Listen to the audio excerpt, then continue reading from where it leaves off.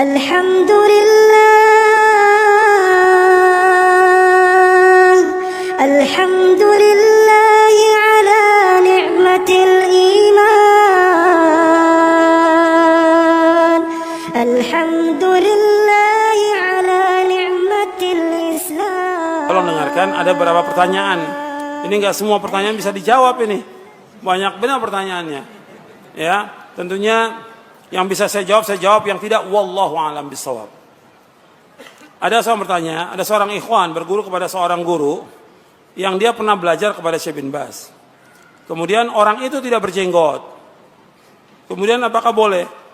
Sekarang saya mau tanya kepada antum, jenggot itu sunnah atau tidak? Sunnah. Maksudnya sunnah yang mana? Sunnah fitrah, sunnah yang wajib dilaksanakan. Jadi ada sunnah yang hukumnya sunnat, ada sunnah yang hukumnya wajib. Ini sunnah yang karena Nabi menyebutkan u'ful liha wa arkhul liha wa ahfu syawarib. Hendaklah kamu panjangkan jenggot kamu. Perintah bentuknya. Biarkan jenggot kamu, kamu rapikan kumis kamu. Wa khaliful majus, hendaklah kamu menyalih orang-orang majusi. Artinya enggak boleh menyalih mengikuti orang majusi yang mereka mencukur jenggotnya. Ini perintah. Makanya para ulama sepakat semuanya. Hanafi, Maliki, Syafi'i, Hambali dan juga Zahiri mengatakan bahwa melihara jenggot hukumnya wajib, mencukurnya hukumnya haram. Jadi enggak jaminan orang belajar kepada Syekh Fulan, enggak ada jaminan. Yang penting bagaimana dia melaksanakan sunnah. Bahkan kalau dia benar jujur, Syekh bin Baz pernah berfatwa ketika ditanya tentang masalah jenggot. Ya Syekh, atasan saya menyuruh saya untuk cukur jenggot. Enggak boleh kamu taat. Tentu berkali-kali Syekh. Ada tentara, ada polisi, tidak boleh taat. La ta'ata li makhluqin fi maksiatillah. Begitu juga pernah ditanya, Syekh, bagaimana kalau seorang imam, yang imam ini cukur jenggot terus? Boleh enggak kita berimam? Orang seperti ini musir ala maksiyah. Orang yang terus menerus berbuat maksiat dan dia tahu tentang tidak bolehnya, maka nggak boleh kita berimam kepada orang itu. Sampai seperti itu fatwa Syekh bin Baz. Kalau dia jujur, kalau dia muridnya Syekh bin Baz. Jadi kita nggak boleh belajar kepada orang-orang yang pelaku maksiat atau terus menerus berbuat maksiat, nggak boleh kita belajar. Kepada alul bid'ah nggak boleh kita belajar. Pelaku maksiat yang udah jelas-jelas termasuk syiar agama Islam, jenggot termasuk syiar daripada agama Islam. Syiar dari agama Islam ini. Makanya dulu di zaman dulu nggak ada yang namanya ahlul bid'ah cukur jenggot, nggak ada. Karena apa? Kalau dia cukur jenggot sudah ditinggalkan oleh umatnya. Karena syiar. Bagaimana dengan tadi disebutkan bahwa minta-minta tidak boleh. Bagaimana dengan pengemis yang minta-minta? Jangan diberikan. Mestinya ini urusan ulil amri. Karena nggak dibenarkan oleh syariat. Meminta-minta. Jangan jadi kebiasaan dia seperti itu. Dan juga belum tentu orang itu sholat. Tentu juga puasa. Dan kita akan memberikan kepada orang-orang yang betul-betul sangat membutuhkan. Dalam kondisi yang terpaksa kita berikan. Tapi kepada orang-orang yang sudah rutin tiap hari minta-minta nggak boleh. Apa saja yang dimaksud dengan maksiat? Ya maksiat itu perbuatan dosa dan maksiat. Luas semuanya. Durhaka pada orang tua, syirik, masuk maksiat, bid'ah juga termasuk maksiat. Dan juga kemungkaran, riba, dan yang lain masih banyak. Ya, ratusan atau ribuan tentang maksiat ini, dosa dan maksiat. Antum baca buku yang paling bagus, bukunya Ibnu Qayyim tentang penyakit dan obatnya, tentang maksiat. Ada wadawa dan sudah diterjemahkan dalam bahasa Indonesia. Sudah diterjemahkan dalam bahasa Indonesia. Antum baca itu buku itu. Bagaimana kalau saya menulis dosa-dosa saya di buku? Bagaimana hukumnya? Buat apa ditulis di buku? Tobat. Kalau antum berbuat maksiat, tobat kepada Allah. Nanti dibaca oleh istrinya, oleh anaknya, oleh orang lain. Tutup dosa itu. Tutup. Makanya kita harus tutup perbuatan kebaikan kita, juga kita tutup perbuatan dosa dan maksiat kita. Jadi nggak ada maksiat itu dibanggakan, diceritakan pada orang, nggak boleh. Ini kan sekarang banyak begitu. Mantan-mantan disebutkan. Mantan ini nggak boleh sebutkan maksiatnya. Tobat kepada Allah udah, jangan dimunculkan depan orang. Ini kebodohan. Akhirnya nanti orang lain apa? Ikut. Saya juga nanti mau seperti dia. Saya maksiat dulu, nanti tobat. Bisa ceramah seperti orang itu. mengajak orang untuk maksiat. Ini kebodohan. Kebodohan. Ngajak penyanyi menjadi pembicara atau mantan pemusik, ya, untuk apa? Untuk jadi MC. Awalnya MC, lama-lama jadi apa? Ustadz. Ustadznya bodoh, ini juga sama bodoh. Jelas itu. Sekarang banyak itu. Kenapa harus pakai yang seperti itu? Kenapa? Hatta dia mantan dari tokoh-tokoh yang sesat, firqah yang sesat, sama dengan kaum muslimin. Yang taubat kan bukan hanya dia. Ratusan orang yang taubat. Jangan ditampakkan kepada orang, supaya orang tidak tertarik dengan maksiatnya. Tutup. Ajak dia kepada kebenaran. Dakwakan dia kepada kebenaran. Nasihati dia untuk tobat dan istiqomah dalam tobatnya. Apa kita yakin dia istiqomah? Belum tentu. Istiqomah dalam tobatnya. Banyak orang yang tadi tobat betul nangis luar biasa sudah tobat. Cuma sekejap. Habis itu maksiat lagi. Contoh yang banyak. Orang menaikkan ibadah haji.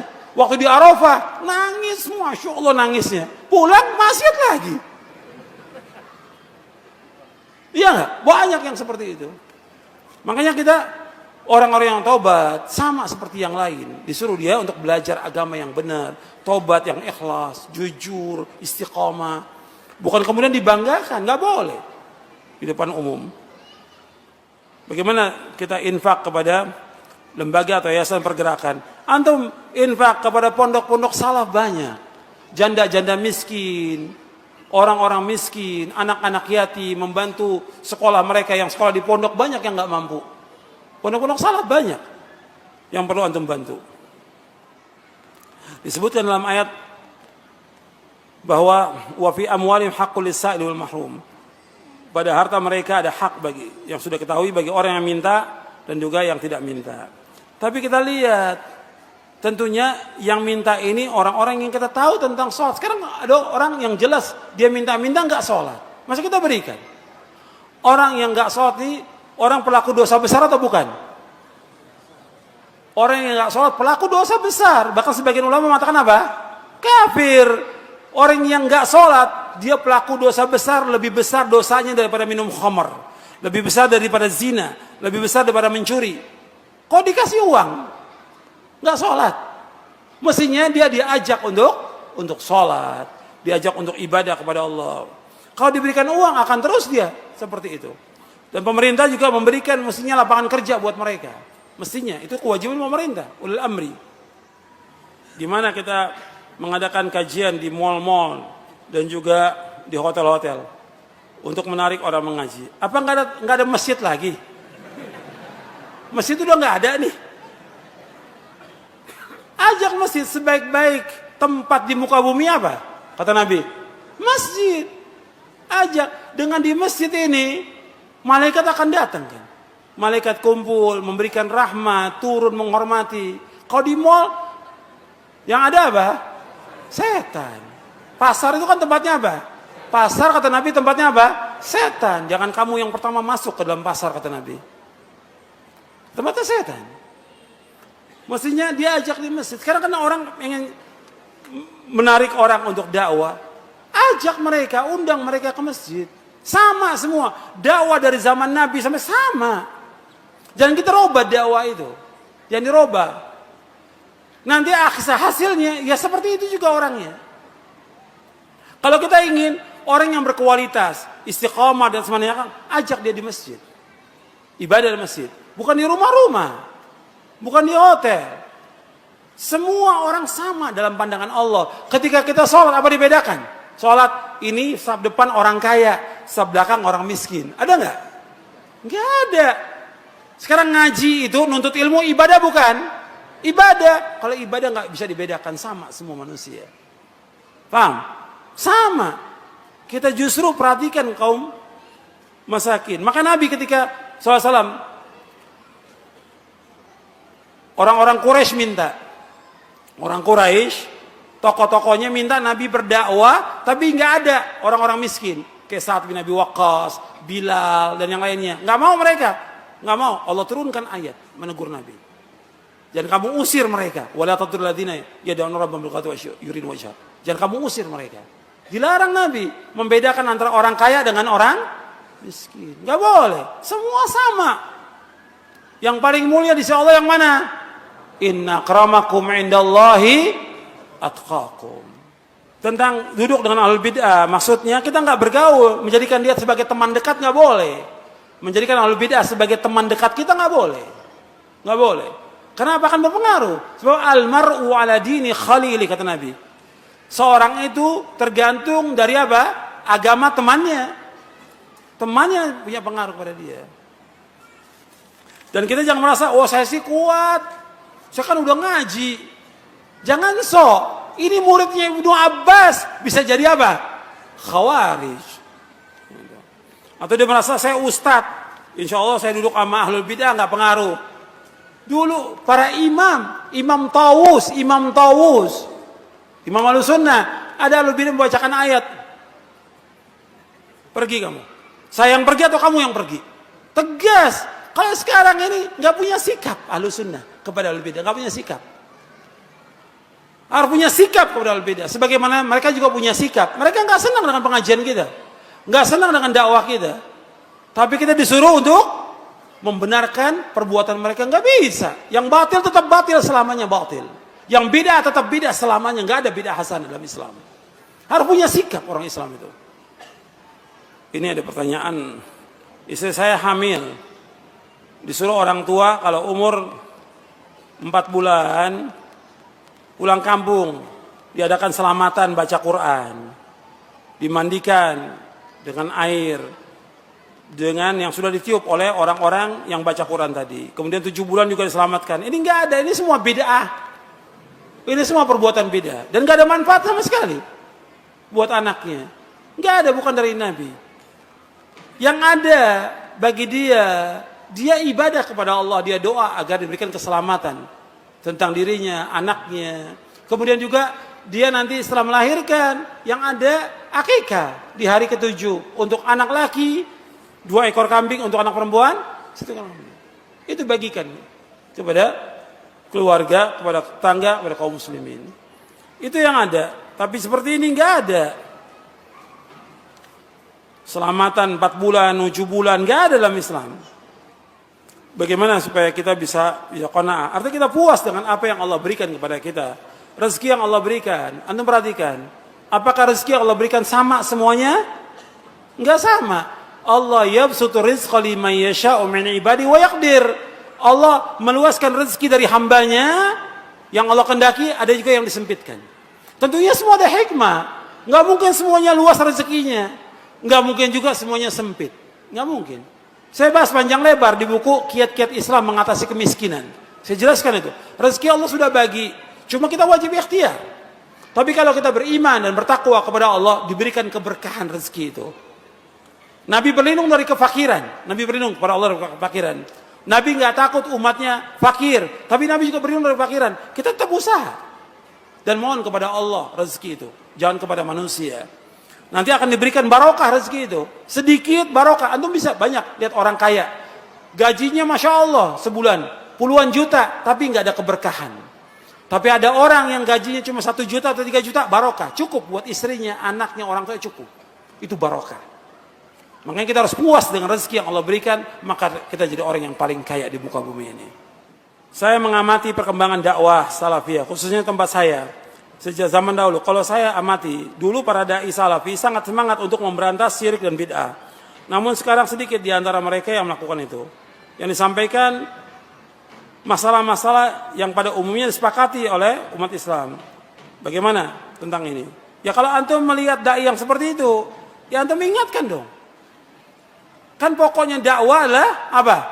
Tauhid. Insya Allah besok saya akan jelaskan. Dakwah itu pokoknya adalah tauhid. Dakwah itu bukan yang lain. Harus tegakkan tauhid. Kalau sekarang ini kayaknya nggak jelas dakwah itu. Katanya dia salafi, tapi dakwahnya judul film.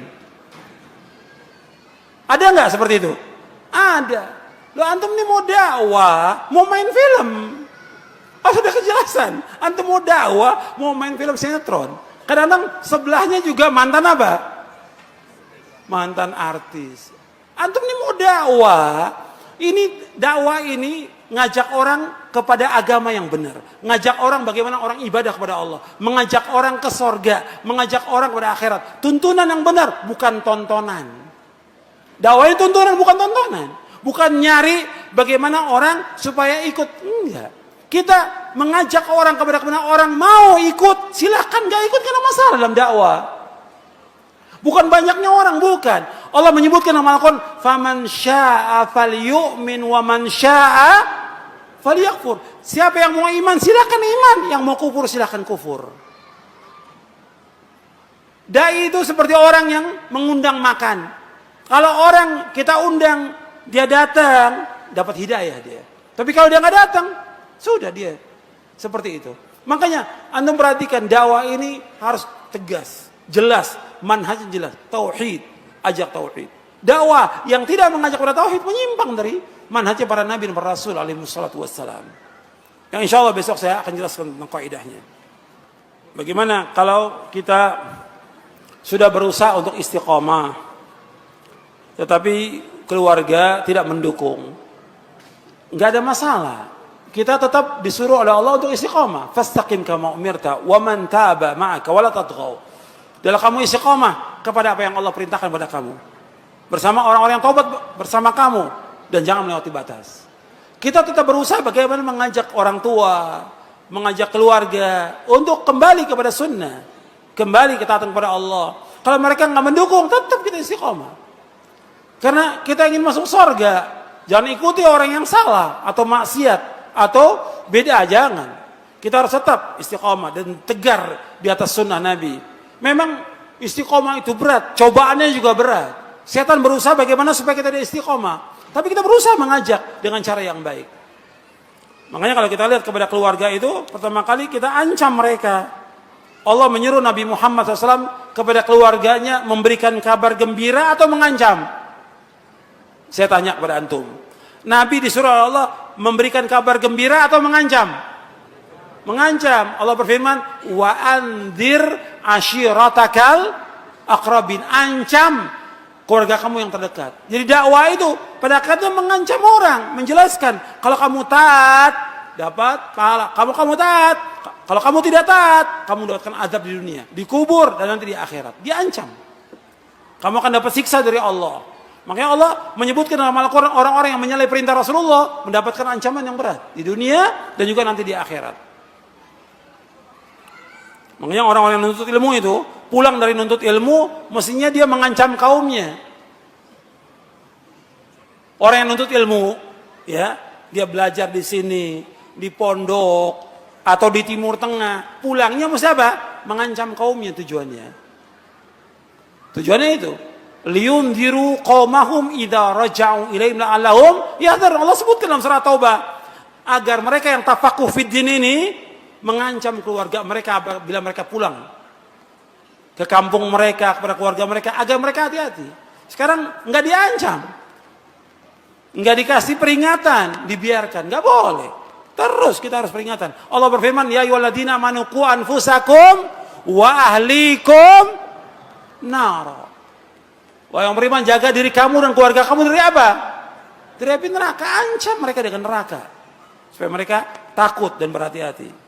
Bagaimana kalau kita dalam keadaan sulit kita minta tolong kepada orang lain, boleh atau tidak? Boleh. Dalam hal-hal yang orang lain mampu, boleh.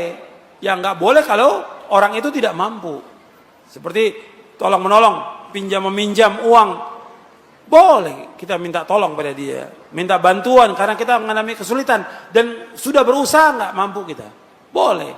Tapi dalam kondisi yang terpaksa dan darurat. Kalau minta-minta seperti yang tadi disebutkan untuk pribadi, kekayaan pribadi, yang nggak boleh. Bagaimana kita memberikan semangat lagi kepada diri kita dan keluarga kita dan juga kawan-kawan untuk mengaji kembali.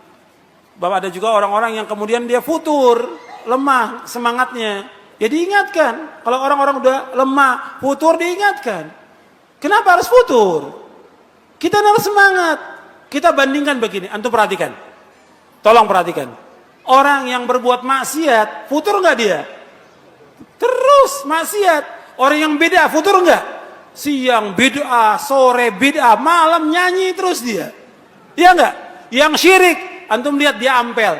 Yang ruku dan sujud, minta-minta, apa berhenti? Terus. Kenapa orang yang berbuat syirik, berbuat maksiat, berbuat bid'ah, bisa terus mereka, enggak futur? Kenapa yang taat kepada Allah di atas sunnah kita futur? Kenapa kita futur? Mestinya kita mendapatkan ganjaran yang besar dengan taat kepada Allah. Enggak boleh kita putus asa dari rahmat Allah. Kata Nabi, ihris ala ma yanfa'uka wasta'in billah wa la ta'jaz. Berkemauan keras kepada yang bermanfaat bagi kamu. Minta tolong pada Allah, jangan lemah. Jangan lemah kita. Terus kita meniti jalan yang hak ini, karena jalan yang kita tuju jalan menuju sorga. Jalan menuju sorga yang luasnya seluas langit dan bumi. Bukan dunia, ini yang kita kejar. Dunia ini sebentar, gak ada artinya. Kita hidup hanya berapa tahun aja. Maka terus berbuat ketaatan, jauhkan maksiat. Terus di atas manhaj yang hak, jauhkan yang bid'ah. Jagakan sunnah sampai kita diwafatkan oleh Allah Taala. Mudah-mudahan yang saya sampaikan bermanfaat untuk saya dan untuk sekalian. Sudah masuk waktu Isya dan cukup sampai di sini kajian kita. Kurang lebihnya saya mohon maaf, itu yang bisa saya jawab. Insya Allah kita lanjutkan besok dengan buku Syarah Akidah Ahlussunnah wal Jamaah. Saya mohon maaf kurang lebihnya, dan mudah-mudahan Allah memberikan istiqamah kepada kita di atas jalan yang hak, di atas Quran was sunnah ala fahmi salaf, di atas ketaatan kepada Allah, dan mudah-mudahan Allah mengampuni dosa-dosa kita. Wassalamualaikum warahmatullahi wabarakatuh. Subhanakallah.